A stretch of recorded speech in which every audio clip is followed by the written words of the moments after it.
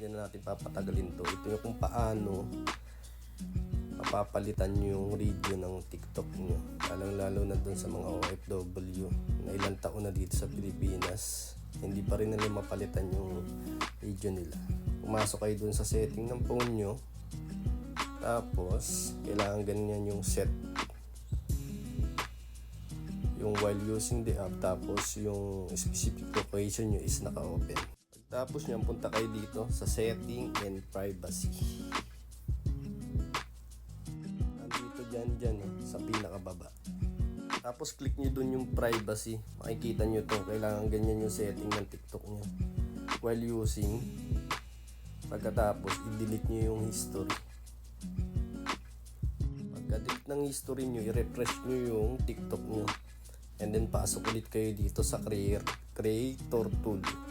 Pagkatapos i-click nyo yung TikTok Shop Creator. Ganun yung lalabas dyan. Tapos sa pinakamababa nyan, merong get help. I-click nyo yun, yung sa pinakababa ng video. Tapos sa baba may makikita kayo na live chat. Dito nyo kakausapin yung agent, napalitan yung region nyo.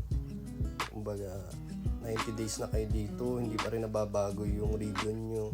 Umabot na kayo ng 1 year, hindi pa rin nababago. Ngayon, kausapin nyo dito yung agent. Paliwanag nyo lahat. Bibigyan kayo niya ng ticket number, and then screenshot nyo yun. Pagkatapos nyan, magpa-process na sila. Pagkatapos yung kausapin yung agent dito sa live chat, pasok kayo dun sa support history. Tapos makikita nyo na yung agent, pinaprocess na yung TikTok nyo. Hindi lang dun sa region ipaprocess niya yan.